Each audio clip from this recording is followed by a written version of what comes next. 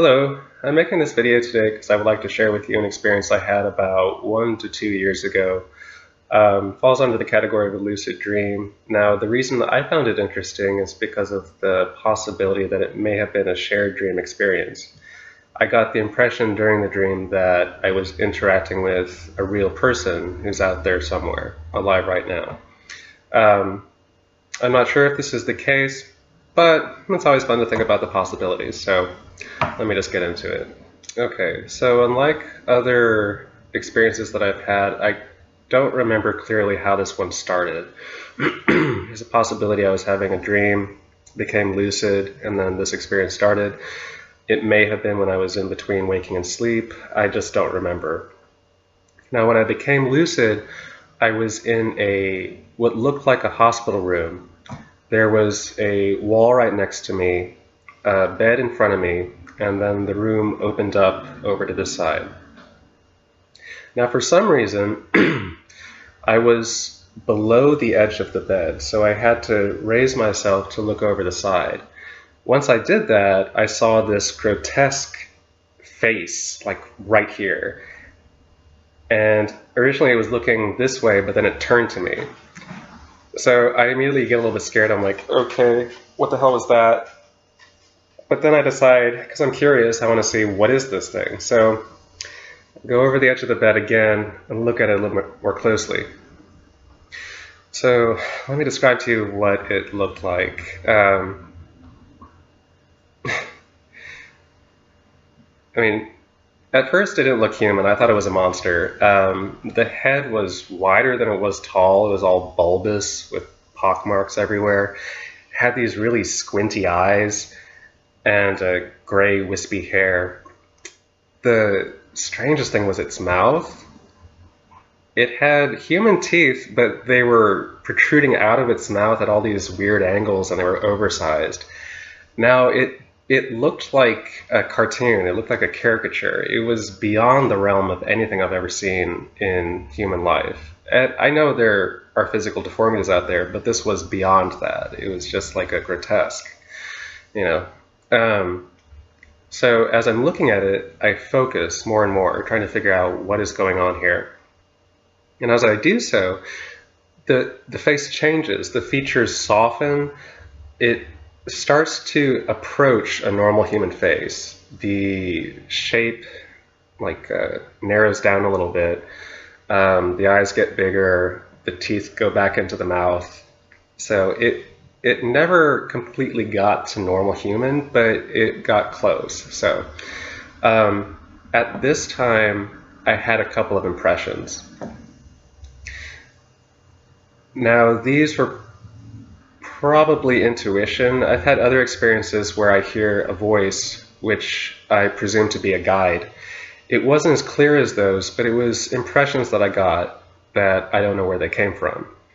One of them was that this was in fact a hospital room. I was in New York City, and that this character that I saw was an actual person. And I got the impression that it was a female with a twist. Like the energy was feminine, but there was some kind of twist. I interpreted this to mean, okay, this is a drag queen, possibly a transsexual, maybe pre-op, post-op, I have no idea, you know. And I do want to say at this point, like, I have nothing against drag queens. I don't know why this character looked like that. I have friends who are drag queens. I enjoy watching drag shows. They're entertaining. So I don't know why this person, presuming it is a real person, would look like that in this experience. I don't have a good interpretation of why that was. Okay, so when I get the impression that this is actually a real person, I get excited and I start like jumping around the room. After I calm down a little bit, I end up on the other side of her bed looking at her. And she's just looking at me, you know. Doesn't really say much at first. Eventually I hear her say, "Oh, this is kind of like that movie Inception, isn't it?" I was like, no.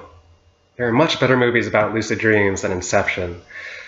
And I tried to think of the name of this movie that I had seen called Waking Life. But I couldn't remember the name of it in the experience. I don't know why. And I mean, I have nothing against Inception. I thought it was a good action movie. Um, the way it treated lucid dreams, like all the rules that came up with and stuff, didn't make any sense to me. But it raised awareness about lucid dreaming, so it's good. Um, Actually, the one thing that really got me about the movie is, like, this is dreams you're talking about. Why don't they fly around a little bit? You know, I mean, why are they all just walking everywhere? That made no sense to me whatsoever. Anyway, let's see. So I tried to remember the name of the movie, Waking Life. Um, couldn't remember it. So I just kind of look around the hospital room a little bit more. I have the impression she's still talking, but I don't know. If I'm not focused in, I don't really hear it. I just hear like static. So I didn't catch anything else that she said. As I look around, though, there's another bed in the room right next to hers. And on it, there's a man. Or at least what looked like a man. Um, Now, the thing that stood out the most was that everything about him and around him was green. It was like he had this really deep green aura. And I mean, through that, I could kind of tell his features. He looked like a normal male, tall, Caucasian, you know, nothing really much else to say about him. And I look at him and say, "Hi, who are you?" And his attention is focused directly on her. Okay, he's just looking at her. When I ask him this question, he turns to me and says, "Oh, yeah, I'm her guide." And then he turns back and looks at her. And I may be misinterpreting this or misperceived it, but it sounded like he was kind of exasperated. Um, the tone when he said that was kind of like, "Yeah, I'm her guide." I don't know why that would be, and I could be, again, misinterpreting that, so who knows. Um, so that was pretty much all the interaction I had with these two characters. And then I got curious, okay, if this is a real person, I wonder if I can get any information on them. And I don't have a chance to ask her, the character in the dream. The moment I think this, the scene dissolves and I see a Facebook page in front of me. Really strange. The frustrating thing was, though, the second I focused on it, it started changing really fast. Like, I could not get any information from it. The very brief glimpse I had right at the beginning, again, this is very hazy, but it seemed like it was, well, a drag queen. She looked pretty normal, you know. I guess, I mean, she was overweight, but not like morbidly obese or anything. Had this big curly blonde wig. Normal looking face. It didn't look anything like this grotesque thing that I had seen at first. So, and that's really all the information I have. I almost think I may have seen a name. If I did, the only letters I can recall are a C, an I, and an E. Maybe like Candace or Candy. I don't know. It's really nothing to go on.